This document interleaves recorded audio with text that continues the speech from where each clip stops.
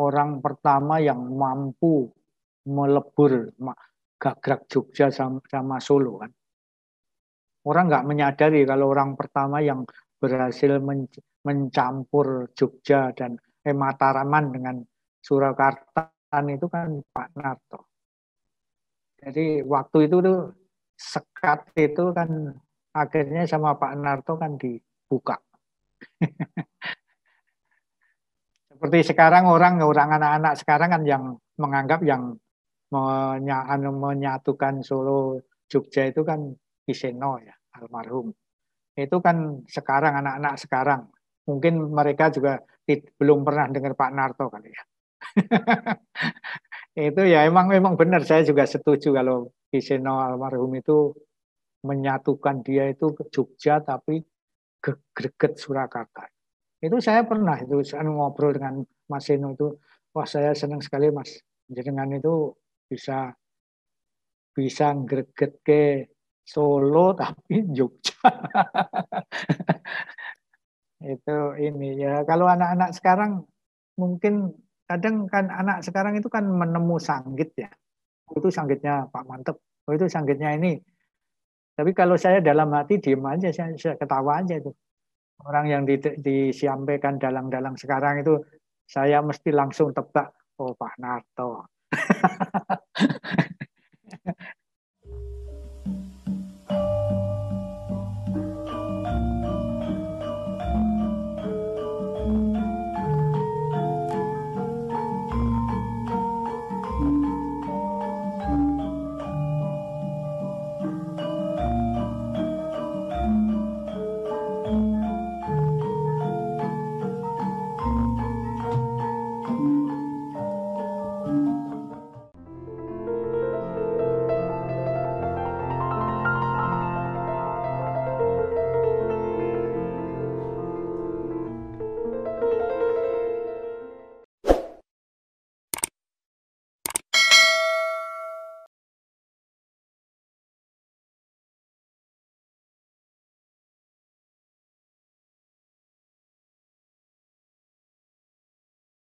Assalamualaikum warahmatullahi wabarakatuh.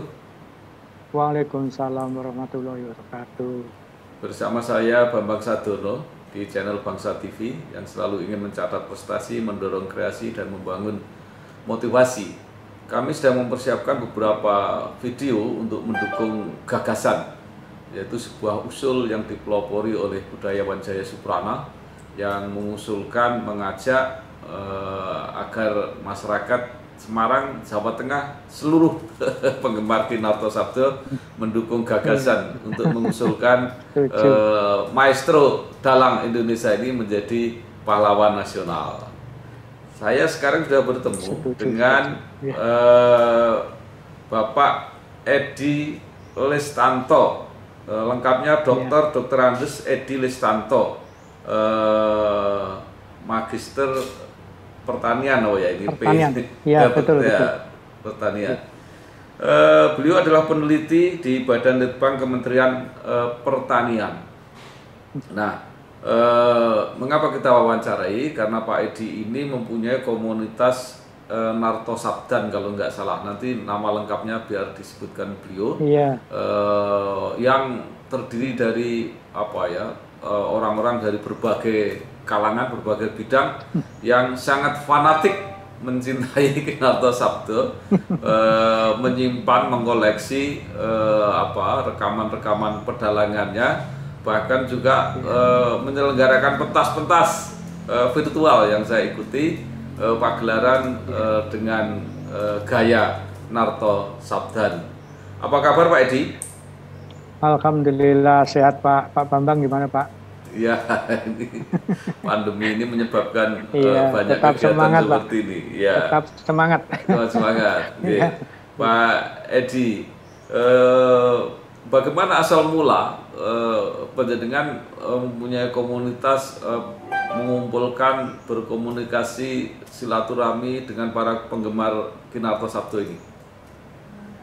Nah ini begini, ceritanya panjang sekali nih Mas. Pak, dulu itu saya itu kan ya karena senang dan boleh dikatakan fanatik sama gaya pakaliran Pak Narto itu.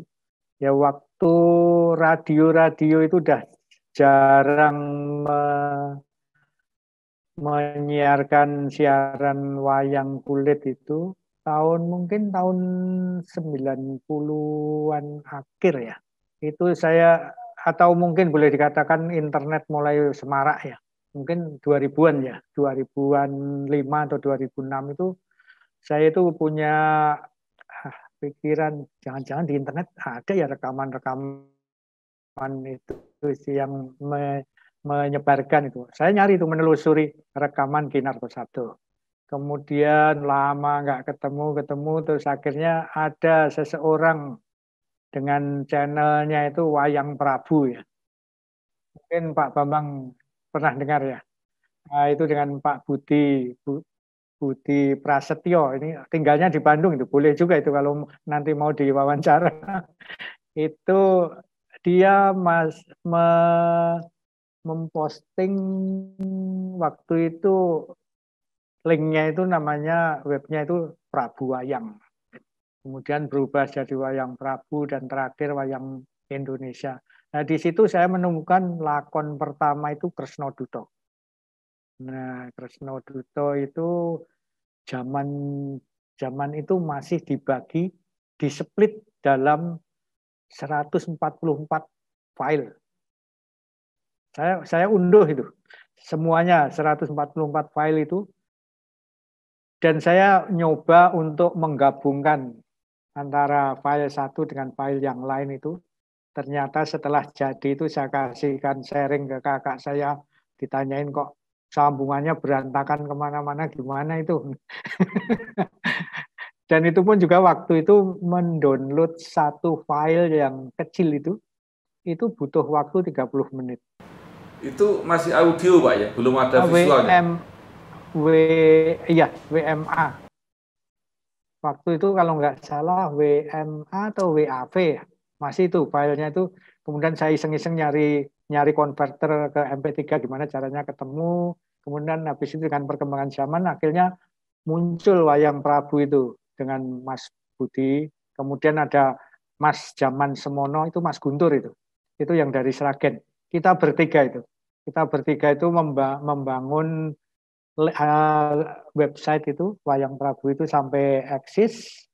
Kemudian ada lagi Bapak Wijonarko dari Jogja akhirnya membuat grup. Waktu itu Yahoo Group ya. Pertama ya.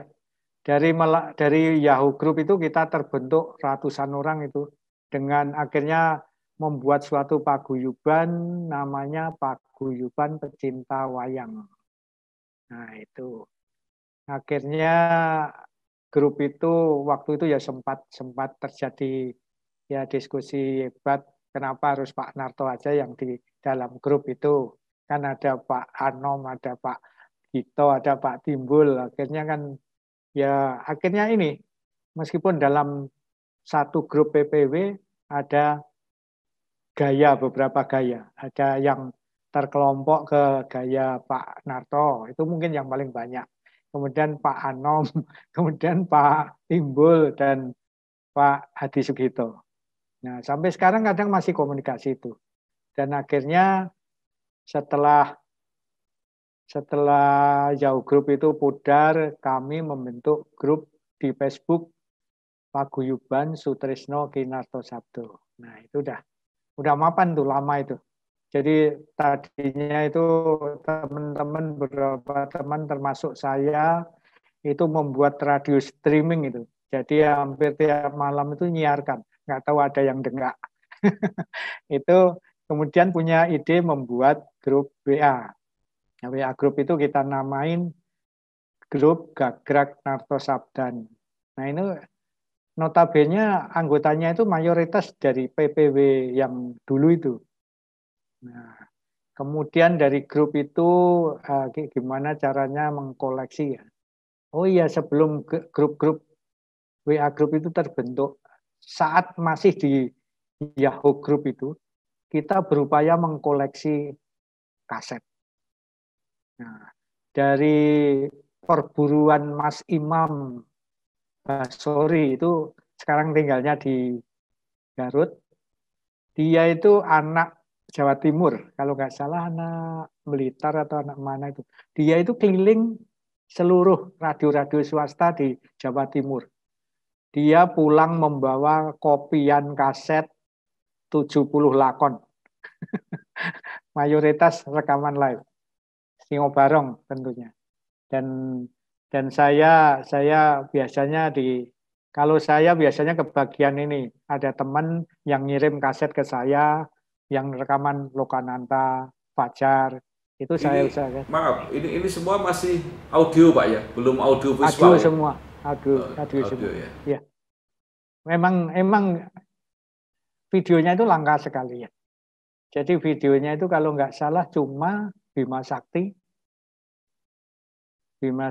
dan cuplikan ada 3 CD itu Pendowo Gubah kalau nggak salah ya.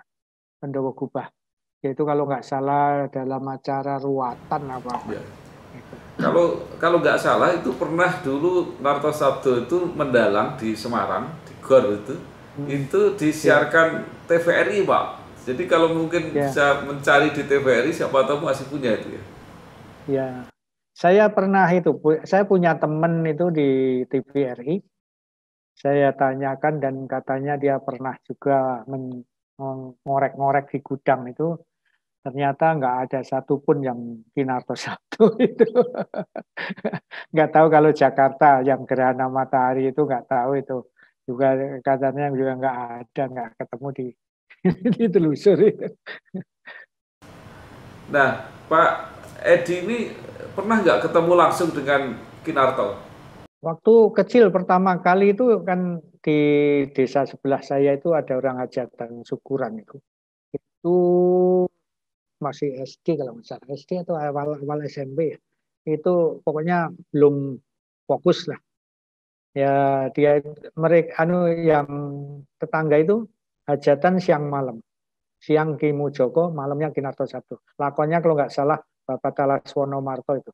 Itu saya soalnya ingat yang Werkudara nendangi gunung-gunung itu soalnya. Itu siang itu pas di pendopo depan rumahnya itu kalau nggak salah saya ini nggak begitu karena belum ada videonya jadi meraba-raba apa ini yang namanya Pak Narto ya. Ya sosoknya zaman dulu itu kan umur 50-an itu udah kelihatan bapak-bapak kan. Saya itu 60 tapi kadang masih bocah. Iya. Udah bertemu tapi ya kan zaman dulu itu kan belum yang namanya orang mau silaturahmi salaman apa itu kan sungkan ya. Dan 4 kali saya nonton Pak Narto itu.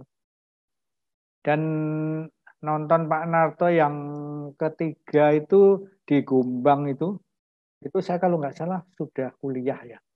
Itu tapi kan malam-malam itu karena di kampung ya. Dan anehnya Pak Narto itu interaktif dengan penonton. Jadi waktu Nyondro Dursosono itu karena saya sering dengar rekamannya ya waktu Nyondro kayak lintang itu saya jawab aja. Tetapi ternyata didengar sama beliau, dienggok jadi lintang kemukus. Saya jawab lintang Jawa Belek, beliau jawab kemukus. Iya. Pak Edi sempat nggak itu Pak Narto dulu kan sering di radio disiarkan di radio itu kalau nggak salah itu Pak Narto itu juga suka nyuling gitu dalam pentasnya itu nggak pernah ingat ya? Ya. Nggak pernah ingat tapi info yang saya dengar malah main biola itu bisa. Yeah. Info yang dari Pak Danang itu katanya main rebab atau biola yang dari belakang gitu aja bisa. Iya. Nah, artinya itu nyuling itu sambil dalang. Jadi itu petroknya itu nyuling gitu tuh bisa dia. Oh iya. Iya. Kayak mirip yang sekarang Pak Purbo itu gender gitu ya. Iya mungkin. Tapi kalau nyuling kan sambil dalang itu masih bisa dipegang kan. Iya betul. Ya. Nah sekarang apa yang menyebabkan Pak Edi begitu apa ya, begitu fanatik, begitu gandrung, begitu kagum terhadap Kinarto Sabdo. Itu apa penyebabnya? Dramatisasinya ya. Dramatisasi, sastra, kemudian meskipun sastranya tinggi itu mudah dicerna, tapi nggak tahu kalau orang lainnya. Kemudian gending-gendingnya itu sangat nikmat sekali. Meskipun itu gending iringan perang gagal, perang kembang itu saya sangat menikmati sekali. Dan itu kenapa saya itu senang Pak Narto itu, dulu itu nggak tahu tuh Pak Narto itu siapa. Zaman kecil itu malam-malam itu saya dengar wayang dari radio. Itu ada cerita yang pertama saya dengar pas Suwargi bapak saya itu ini nyetel wayang di radio itu radio Telesonik kalau nggak salah. Itu saya dengar itu oh hampir ini ya, hampir ikut nangis ya. Itu yang ceritanya Kunti di Desa Eko Cokro itu tuh. Yang waktu dia ngeyup di tempatnya seorang Demang itu yang dia mau jual, mau motong rambutnya itu untuk diberikan untuk beli makan untuk si kembar itu. Itu saya sampai berbismillah anak kecil itu. Nah itu tiba-tiba radio itu mati. Saya cari ini radio. Waduh, radio ini kok dipateni ya. Ini nggak tahunya dibawa Suwargi bapak saya itu ke kamar. Waduh, saya itu sampai, wah gimana rasanya itu. Rasanya kayak, akhirnya saya berani, iya akhirnya radio itu saya ngendap-endap, saya cari, saya colong. Gitu. Radio saya colong, radio saya colong, saya taruh di atas lemari lagi, saya setel lagi. Nah, sejak saat itu kalau Suwargi bapak saya nyetel radio nggak pernah dimatikan dan nggak pernah dipindah. Yang kedua, waktu dengar, pokoknya ceritanya itu begitu sekarang dengar itu, ternyata waktu itu memang dalangnya Pak Narto. Yang waktu itu yang goro-goro, Bali Golo-Golo. Terus yang kedua itu yang paling, saya itu sampai benci banget itu dengan Sengkuni. Dilakon Pandhawa Dadu. Waduh, sampai ketem-ketem saya itu dengar itu di radio itu. Terus ternyata atau di Gondomono Luwong gitu ya. Bukan yang Pandhawa Dadu. Pandhawa Dadu ya, itu Gondomono Luwong itu kan juga menjengkelkan juga. Wah iya betul. Itu sampai sampai sekarang itu yang namanya lakon Pandhawa Dadu itu nggak mau denger kan. Ya. Nah, Pak Edi, itu kan kesenangan itu ya, kesukaan terhadap Narto Sabdo itu berkembang sampai penjenengan kuliah, misalnya kayak kuliah di Jogja gitu. Gimana ceritanya itu? Ya. Masih mahasiswa, masih seneng wayang juga? Saya di Jogja 5,5 tahun itu silent. Hampir semua teman-teman saya itu nggak ada yang ngerti kalau saya itu penggemar berat wayang. Karena komunitas di tempat saya kuliah di UGM itu kan tahu sendiri Mbah Gito kan, Adi Sugito kan. Makanya saya setiap ada orang cerita Adi Sugito, tadi malam saya dengar Adi Sugito, wah lucu banget. Saya diam aja itu. Karena saya waktu itu mencoba mendengarnya itu belum bisa masuk kuping saya. Tapi di Jogja itu saya berupaya nyari radio yang nyiarin Pak Narto itu juga emang langka banget itu. Sampai di Jogja itu saya itu ada di gelanggang mahasiswa itu ada grup kesenian Jawa itu. Saya tanya-tanya ada nggak yang latihan dalang. Saya itu sampai kuliah S1 itu masih punya keinginan pengen jadi dalang. Karena saking gandrungnya dengan Pak Narto. Tapi sebelumnya sudah pernah latihan, Pak? Enggak, sama sekali. Cuma wayang zaman kecil itu, wayang kerdus itu kan cuma disabet-sabet ke yang nonton adik saya. Pakai kepraknya itu gembreng itu seng digunting-gunting terus jadi. Kemudian panjenengan ke Jakarta di Balitbang itu langsung ke situ, Pak ya?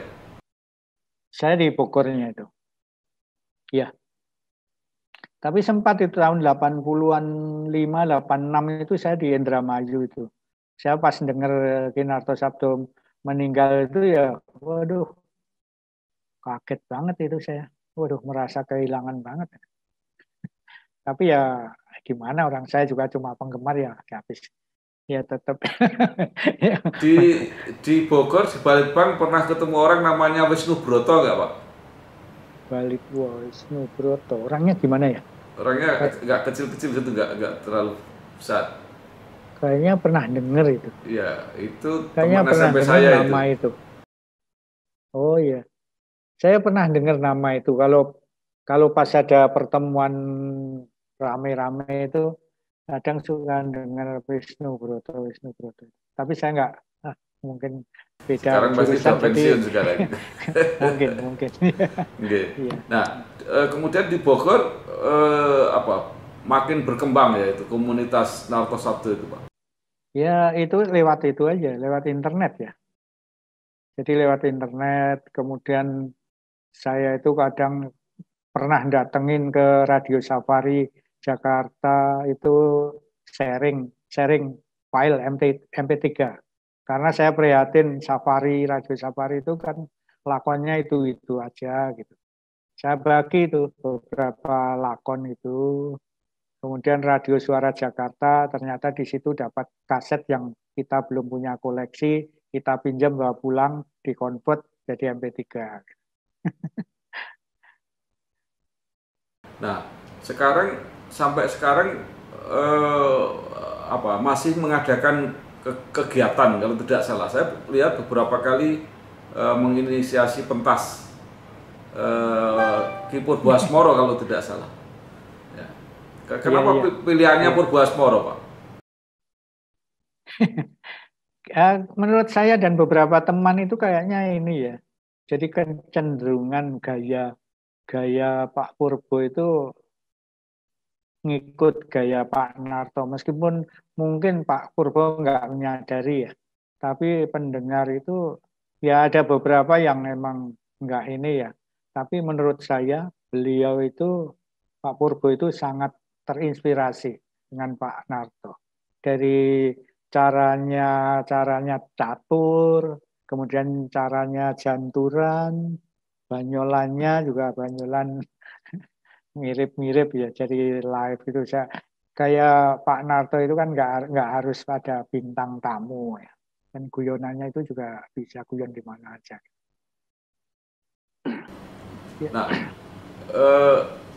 itu bagaimana caranya mengorganisasi sampai bisa mementaskan Ki Purbo itu?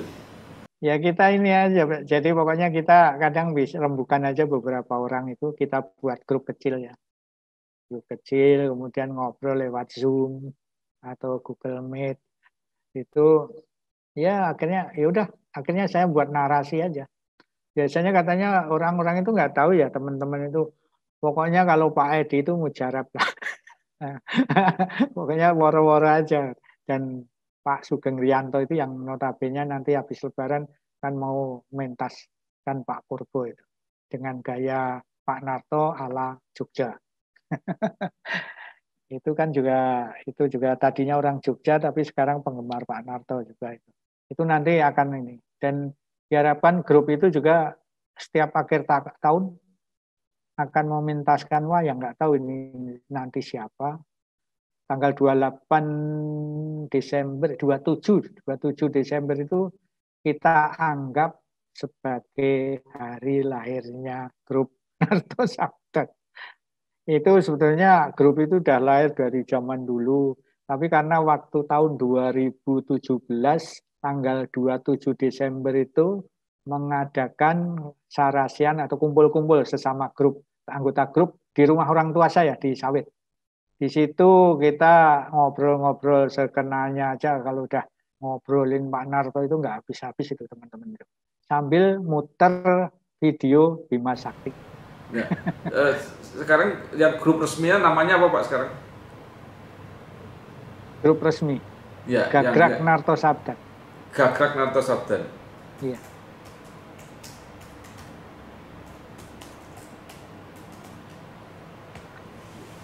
Kalau menurut keyakinan Pak Edi itu apa? Seberapa besar sekarang penggemar Narto Sabdo ini masih ada?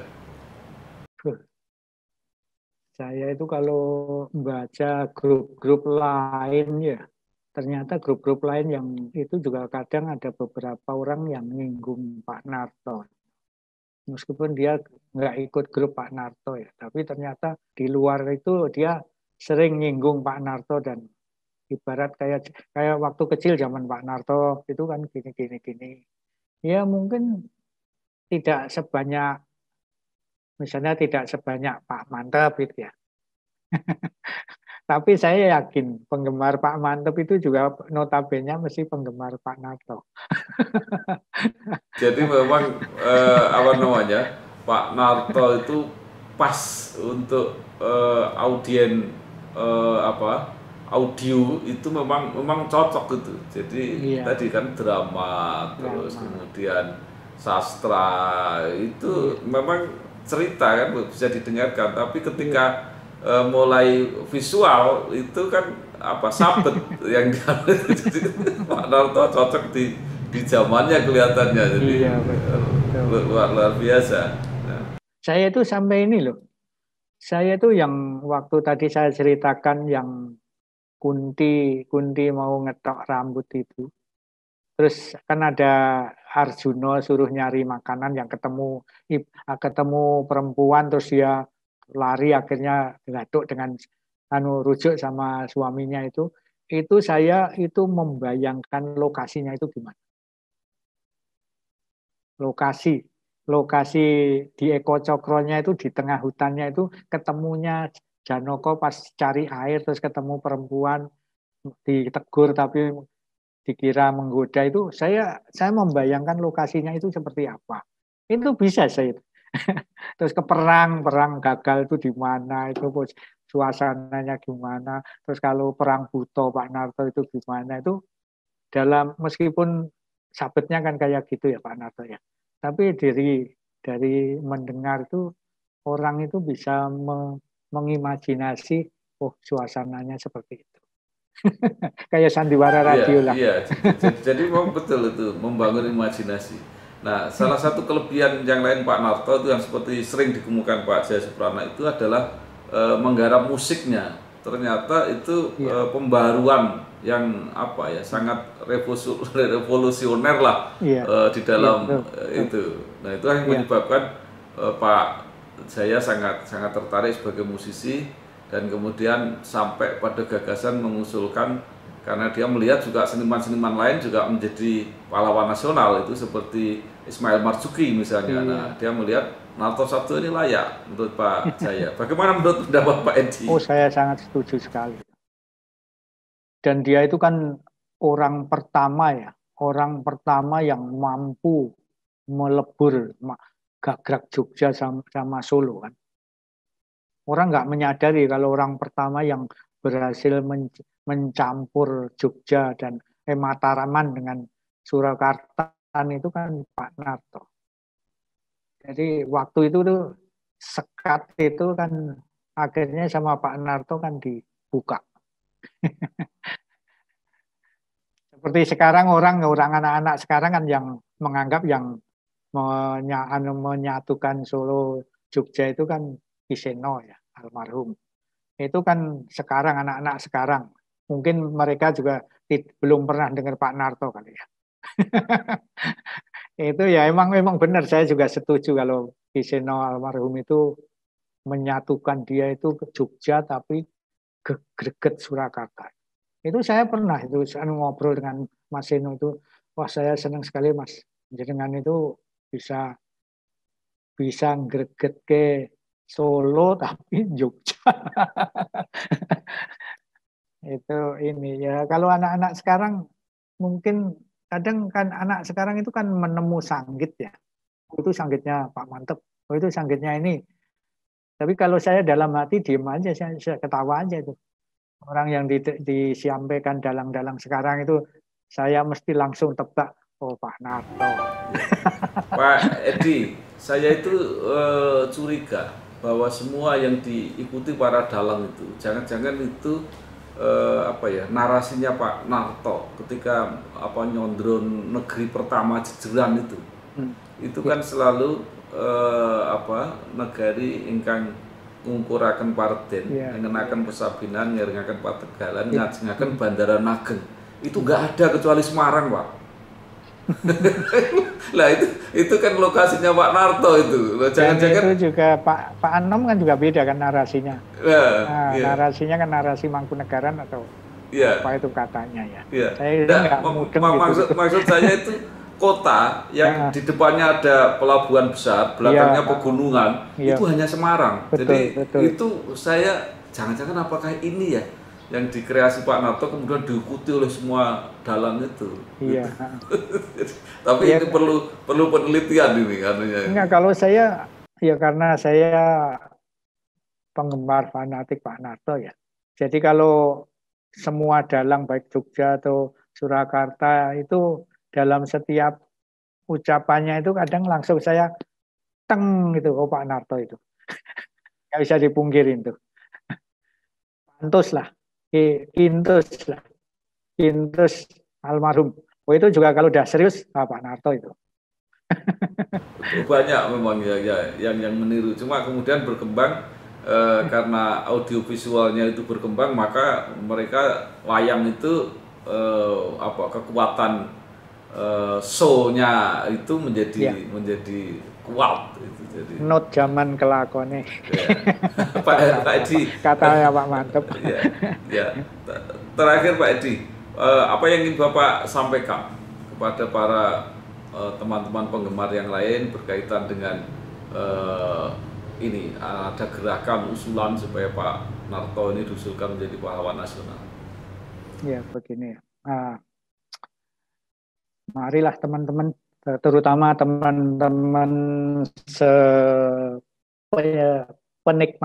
sepenikmat atau sepefanatik dengan Pak Narto Sabdo itu, kita mungkin sudah tahu ya. Kita sudah tahu bagaimana sepak terjang Pak Narto Sabdo itu dalam mengembangkan budaya, khususnya kesenian Jawa, baik itu sastra Jawa atau seni karawitan dan pewayangan. Dan kalau saya menilai Pak Narto itu kan seorang maestro ya. Jadi benar-benar maestro. Jadi kalau ada orang menganggap hampir semua kalau ini maestro, yang menurut saya yang namanya maestro itu bisa semuanya.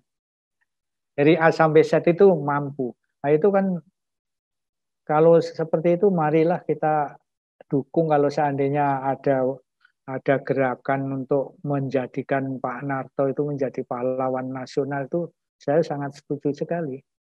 Dan itu sebagai penghormatan yang paling tinggi terhadap Pak jerih payah Pak Narto itu ya, yang kalau kita lihat kreasinya itu sangat luar biasa sampai sekarang. Yang namanya pentas dangdut, koplo aja lagunya Pak Narto juga masih dipakai. Itu mudah-mudahan teman-teman juga ikut mendukung dengan upaya Pak Jaya Suprana dan teman-teman dalam mengusulkan Pak Narto jadi pahlawan nasional. Ya. Itu sih. Baik, terima kasih Bapak Dr. Dr. Andes Edi Listanto MP, tokoh komunitas Narto Sabdan, yang sehari-hari beliau adalah peneliti Badan Litbang Kementerian Pertanian, atas segala komentar mengenai Ki Narto Sabdo dan dukungannya terhadap gerakan atau ajakan mengusulkan Ki Narto Sabdo sebagai pahlawan nasional. Terima kasih Pak Edi, sukses. Ya, sama-sama Pak atas kesempatannya. Ya, terima kasih. Ya. Terus menikmati Narto Sabdo. Matur nuwun. Wassalamualaikum warahmatullahi wabarakatuh. Waalaikumsalam warahmatullahi wabarakatuh. Ya. Makasih Pak Edi. Nggih, sami-sami. Monggo.